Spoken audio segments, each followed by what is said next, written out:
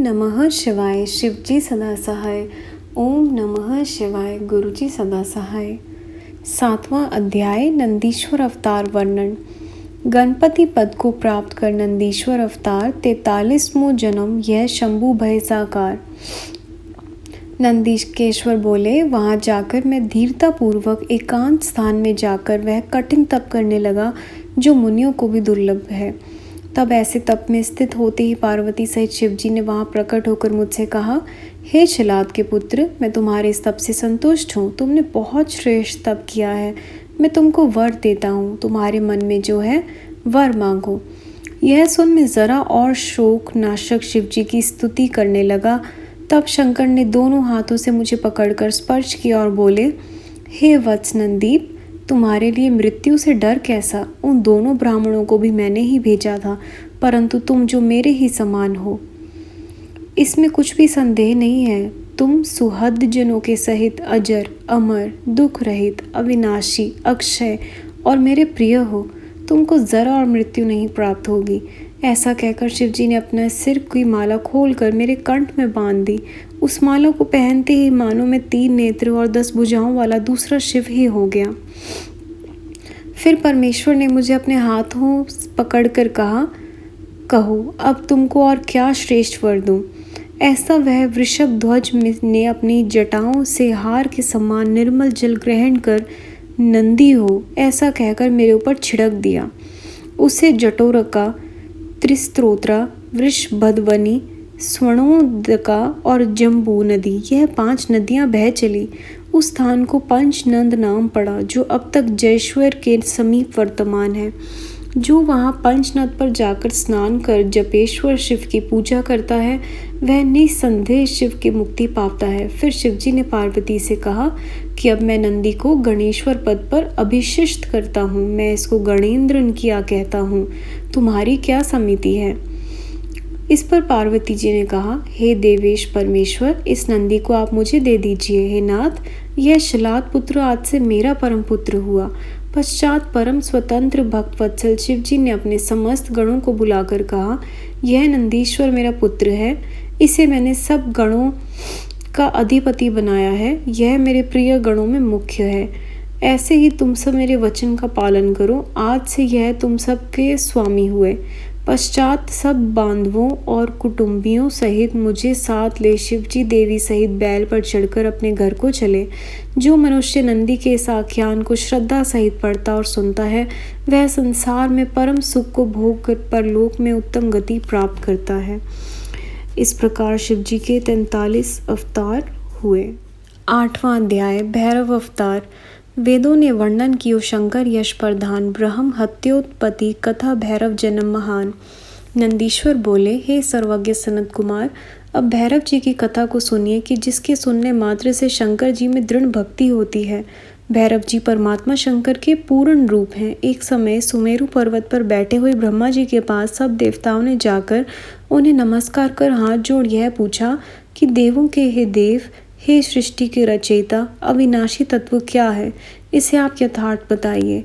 तब शंकर जी की माया से मोहित ब्रह्मा उस तत्व को ना जानते हुए भी उस भाव को कहने लगे कि हे ऋषियों, मैं उस अविनाशी भाव को यथार्थ रूप से कहता हूँ। आप लोग सावधान होकर सुनिए। मुझसे बढ़कर कोई देवता नहीं है। मैं ही एकमात्र संसार उत्पन्न करने वाला स्वयंभू अज एकमात्र ईश्वर, अनादि, भोक्ता, ब्रह्म और निरंजन आत्मा हूँ। मैं ही संसार को प्रवृत्त करने वाला हूँ और मुझसे बढ़कर कोई देवता नहीं है। जिस समय यह वार्ता हो रही थी वहाँ मुनि मंडली के साथ विष्णु जी विद्यमान थे। तब जैसे ही ब्रह्मा जी ये कहकर चुप हुए कि वैसे विष्णु जी ने उनको समझाते हुए कहा कि हे ब्रह्मा, यह तुम क्या कह रहे हो? मेरी आज्ञा से ही तो तुम इस सृष्टि को रचयिता हो। मेरा अनादर करके तो तुम जी ही नहीं सकते। इस प्रकार ब्रह्मा और विष्णु परस्पर अपने प्रभुत्व की प्रधानता के लिए विवाद करने लगे और उनके प्रमाण में वेद शास्त्रों के वाक्य कहते तथा चारों वेदों से पूछने लगे।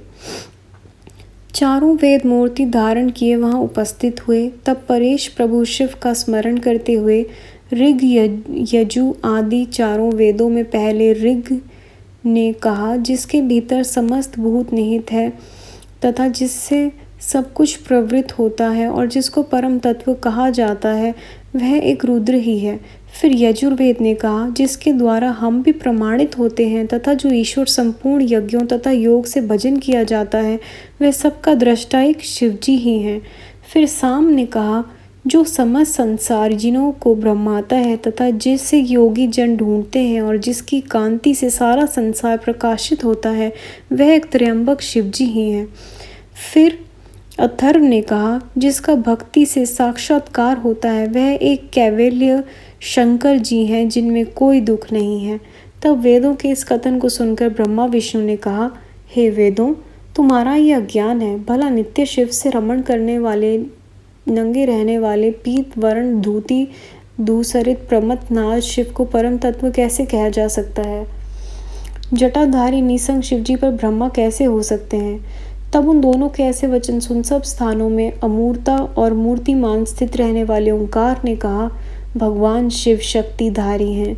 वह अपनी शक्ति के बिना रमण नहीं कर सकते, क्योंकि वह लीलाधारी हैं, परंतु वही परमेश्वर है। तब ओंकार के इस प्रकार कहने पर भी शिव माया से मोहित ब्रह्मा विष्णु की बुद्धि नहीं बदली और वह विवाद करते ही रहे। तब उन दोनों के मध्य में एक ऐसी विशाल ज्योति प्रकट हो गई कि जिसका आदि अंत कुछ नहीं था। उसे ब्रह्मा का पंचम शीर जलने लगा।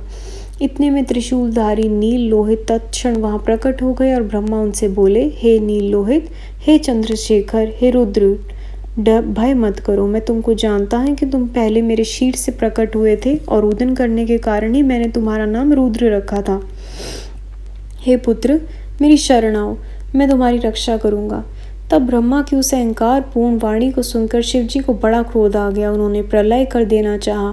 फिर तो उन्होंने उसी क्षण अपने क्रोध से भैरव नामक एक पुरुष को उत्पन्न कर कहा, हे काल भैरव, तुम इस ब्रह्मा पर शासन करो, फिर संसार का पालन करो, क्योंकि तुम साक्षात काल के समान हो। इस कारण तुम काल भैरव हो। तुम अपने भक्तों के पाप के तत्काल ही नाश कर दोगे, इससे तुम्हारा पाप भक्षण भी नाम हो। हे कलराज, मेरी मुक्ति पूरी काशी सब पुरियों से बड़ी है। मैं तुमको सर्वदा के लिए आधिपत्य प्रदान करता हूँ।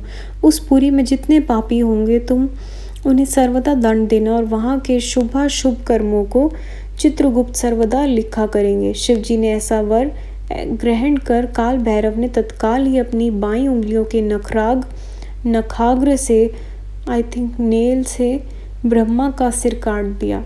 ब्रह्मा का 5वां शीर कट गया। भयभीत ब्रह्मा शतिरुद्र का पाठ करने लगा, शतरुद्रीय मंत्र जपने लगा। ब्रह्मा विष्णु को ज्ञान आ गया। उन दोनों ने शिवजी को परम ब्रह्म परमात्मा समझा। अहंकार दूर होकर ज्ञान हुआ। तब ब्रह्मा और विष्णु को अहरहित जानकर महेश्वर ने दोनों को अभय दान दिया। फिर भक्त वत्सल महादेव जी प्रसन्न हो दोनों को धैर्य दे अपनी कपर्दिनी भैरव मूर्ति से बोले, हे नील लोहित, तुम इन ब्रह्मा विष्णु को मनाते हुए ब्रह्मा के कपाल को धारण कर इसी के आश्रित हो भिक्षावृत्ति करते हुए संसार में ब्रह्म हत्या के भय को दूर किया करो। ऐसा कह महादेव जी ने तुरंत ही वहां ब्रह्म हत्या नामक एक कन्या उत्पन्न कर दी और कंपर्दी से कहा, जब तक यह कन्या काशी में जाए तब तक इसके पहले ही तुम अपने भयंकर रूप से वहां चले जाओ, और जब ये वहां पहुंचे तब इससे कहना कि तुम इस वाराणसी को छोड़कर और चाहे जहां जाकर विचरण करो।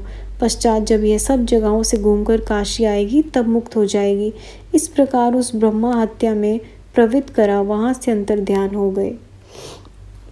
संगत जी, अध्याय यहाँ समाप्त होता है। गुरु जी, संगत जी, कोई भी पढ़ने में अनजाने में कैसी भी भूल हुई हो, प्लीज़ माफ़ करिएगा।